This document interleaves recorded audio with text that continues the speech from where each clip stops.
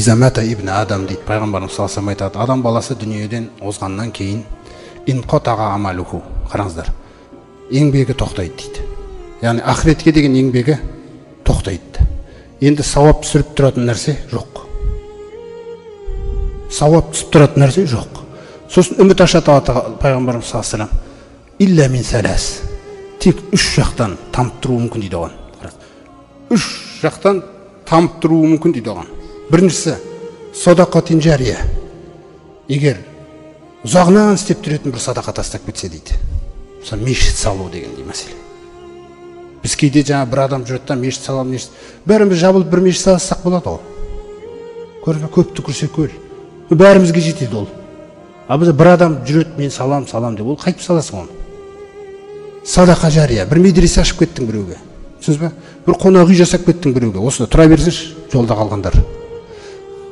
Егер ол болмаса не істейміз, біздің шамамыз келмеді салуға, жасауға оны.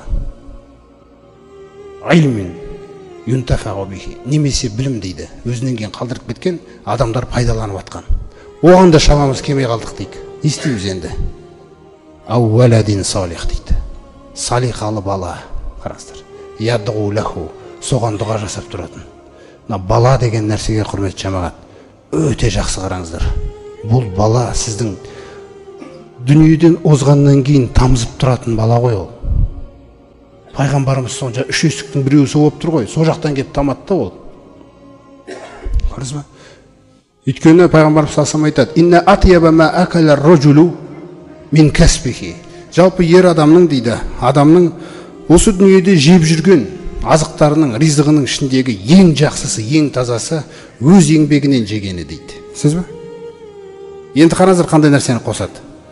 Ва инна валадаху, сөзсіз оның баласы да оның еңбегінен дейді. Балаңның тауып атқан табысы не шындап келгенде, пайғамбарымыз саллаллаху алейхи ва саллям айтқандай, сен де деген бір сахабаға, сен де малыңды әкеңдіксің деген. Қараңыз ба қандай жұмыс істеп тұрды. Сол секілді ақыретке де осы бала істейді да сізге. Ол дұға жасағанда, ол ықыласпен жасайды ғой. Ешкім үйтіп жасай алмайды ғой сізге. Беліңнен шыққан балаң. Соны сол жаққа, салиқалыққа тәрбиелеу керек те оны. Міне, сол дұға жасаған сайын. Өйткені пайғамбарымыз саллаллаху алейхи ва саллям айтады, инналлаха ла ярфағу ад-даражата лил абди салихи фил жанна. Бір салиқалы құлды Алла тағала жәннатқа кіргізгенде дейді, өте үлкен дәрежеде кіргізіп береді дейді. Ол адам біледі дейді, бұл нәрсенің лайықты емес екенін. Сонда айтады дейді, я Рабби, Раббым, анна ли хазихи, Раббым, ұялғаннан, Раббым, мен мынаған лайықты емес едім ғой, мынау қайдан келген деген кезде Алла тағаланың жауабын қараңыздар. Бистихфари валадика лака. Балаңның саған қайта-қайта кешірім сұрай беру себебімен дейді. Көрдіңіз бе қандай мәселе? Сондықтан бала деген, ол сіздің анау ақыретке дейін. Одан кейін одан күшті бала шықса, ол тоқтамайды. Бұл қияметке дейін тамып тұратын точканы дайындап кету керекпіз біз. Анау базардағы точкалар аяқталады. Бірақ қабірде кімнен тамады бізге? Кімнен тамады? Ең лайықты, ең жақсы ол бала, салиқалы бала. Сол салиқалы баланы біз тәрбиелеу керекпіз. Кішкене уақыттарыңызды алайын, ренжімеңіздер. Нәрсе бір кішкене маңызды қалып жатыр. Ол салиқалы бала қайдан шығады? Сіз үйде жүресіз. Сосын жаңа бір кісі сізге айқайлап тұрады, мысалы, көрші. Сіз айқайламайсыз оған. Сосын балаңыз кейін айтады, әке, ол сізге қатты айқайлады ғой, неге айқайламадыңыз? Раббымнан қорқам. Ол танымайды ғой Раббымды. Мен көріп тұрмын. Бала үйренеді. Раббым, анау әкетай, анау үйдегі соңғы ет еді ғой, неге бере салдыңыз бағана сұрап келген адамға? Аллах тағала жіберді ғой біздің үйге. Балаға сіңеді осы нәрсе. содан жаңа салиқалы бала. Түсіндіңіз бе? Ол осылай көреді, осылай өседі, ол осылай тірі болады, қоғамдағы тірі бала болады, тірі. Жамандық жұқтырмайды, бірақ біреуге жақсылығын жұқтыратын. Міне осындай бала сізге дұға жасап отырса ертең, осындай бала артыңыздан жаңа неше түрлі садақаларды, жаңағыдай мысалы дұғаларды жасап жатқан болса, сізден бақытты адам бар ма? Сізден бай адам бар ма? Бұл бірінші нәрсе. Сөйтіп жаңағы дәреже, Алла тағала баласының дәрежесі арқылы әкесінің дәрежесін көтере салады екен, анасының дәрежесін көтере салады екен. Ол амалды олар істемесе де ондай. Неге? Өйткені кеше көрдік қой Ибрахим мен Исмаилдің арасындағы, бала мен әкенің арасындағы байланыс. Ол байланыс Алла тағаланың алдында қастерлі байланыс. Ол байланысқа кеткен еңбек, тәрбие Алла тағала оны зая кетірмейді ешқашан. Сондай-ақ тағы бір қызық нәрсе бар. Бұл жерде әкесі салиқалы болған өте. Балалары ондай амалдар істей алмаған. Парыз атқарады, намазын атқарады, бірақ көп жақсы амалдарды істей алмаған. Сол кезде салиқалы әкесінің себепті оғанда дәреже беріле ме, берілмей ме деген сұрақ туады. Сонда жаңағы Ибн Аббас радиаллаху анху айтады: «Инналлаха ла ярфағу зурриятал муъмин фи даражатихи». Қараңыздар, Алла тағала дейді, мұъминнің ұрпағының, бір баланы айтып тұрған жоқ, мұъминнің ұрпағының дейді дәрежесін көтере салады дейді, соның дәрежесімен. «Уайн кану дунаху фил амал». Тіпті балалары ол секілді амал ете алмаса да дейді, нәпілдер, тағы да басқа мысал айтайық. Не үшін? Жаңа мұъминді жақсы көреді Алла тағала әкесін. Сонда литуқирра бихим айнуху. Алла тағала оның көзіне ләззат сыйлағысы келеді дейді қияметте. Қараңыз. Осы нәрсені айтып тұрып, мына аятты оқиды ғой. Мына осы сүренің алдында Тур деген сүре бар. Сонда жаңағы бір әдемі аят. Қараңыздар. Валлазина аману, иман келтіргендер, әкелерін айтып отыр. Иман келтіргендер, әкелер. Ваттабаатхум зурриятхум би иманин. Сөйтіп бұларға ұрпақтары иманмен ерген. Шарты немен еру керек? Иманмен ерген. Мүмкін амалдары аз. Бірақ шарт иманмен ерген. Осы иманмен ерген ұрпақтарын қараңыздар не істейді? Алхақна бихим зурриятахум. Сол өздеріне не берсек қияметте дейді, балаларына да, ұрпақтарына да соны бере саламыз дейді. Не деген сыйлық бұл, қараңыз. Сосын мына жерде тіпті үміттендіреді. Уама алатнаху мин амалихим мин шей. Сондай-ақ әкелеріне қандай амалдар үшін қандай сауаптар берілсе, бұлардан еш кеммейді дейді. Бұл не деген нәрсе, қараңыздар. Міне сол секілді, құрметті жамағат, әке мен баланың арасындағы байланыс, Алла көздеген байланысқа айналса, сіздерден бақытты адам жоқ. Әкесі баласына, баласы әкесіне дегендей. Сондай-ақ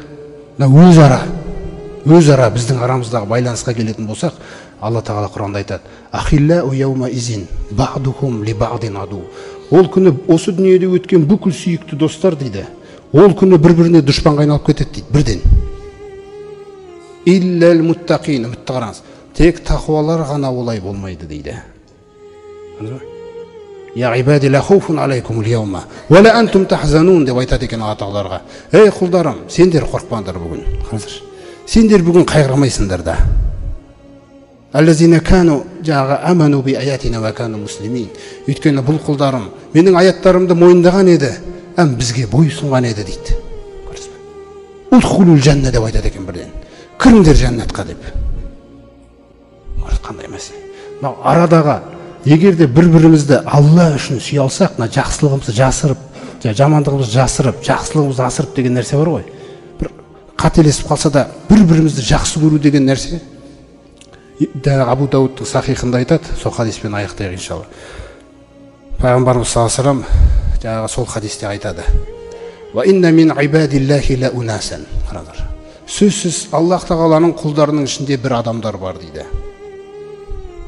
Махум би анбия. Бұлар пайғамбарлар емес дейді.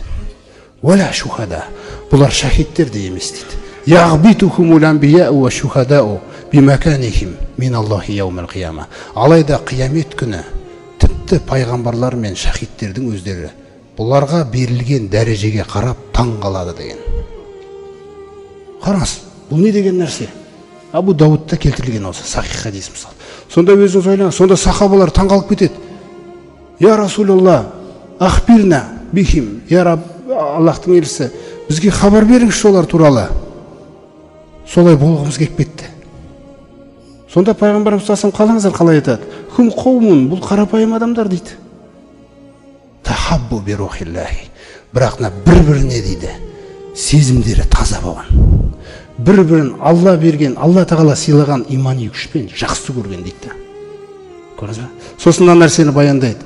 Ала гойри амуалин архамин байнахум. Ешқандай туысқандық байланысты жоқ дейді араларында. Уала амуалин ятаатаунаха. Сондай-ақ бір бизнесте байланысты тұрған жоқ дейді бұларда. Бір-біріне мал беріп, мал алысып жүрген адамдар да емес дейді. Ва инна уджухахум ланур. Сөзсіз бұлардың жүздері қиямет күні нұр болады дейді. Ва хум ала нур. Сондай-ақ бұлар нұрға бөленеді дейді. Нұр мәртебесіне мінгізіп қояды дейді Алла тағала.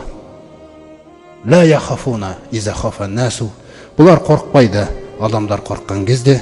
Ва ла яхзануна иза хазина насу. Сондай-ақ бұлар қайғырмайды, адамдар қайғырған көреді дейді. Міне осы хадиспен аяқтаймыз, құрметті жамағат, иншалла. Сондай-ақ жаңағы аяттың соңында талпынысы туралы Аллах тағала айтты, әркімнің талпынысы ғана болады. Ва анна сағияху сауфа юра. Қараңыздар. Сөйтіп қиямет күні келген күні еңбегін өзі көреді дейді.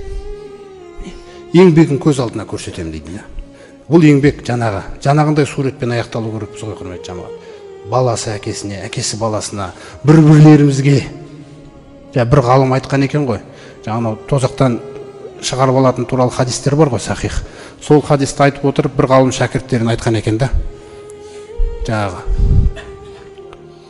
Егер де сендерге Алла тағала жәннатты нәсіп еткен болса, сөйтіп жәннаттың ішіне кіріп кеткенде араларында мен болмай қалсам деп айтқан екен. Алла тағаладан тілеп мені шығарып аңдаршы деген. Сондықтан құрметті жамағат, біз бір-бірімізге керекпіз. Алла үшін жақсы көрейік бір-бірімізді. Иншалла.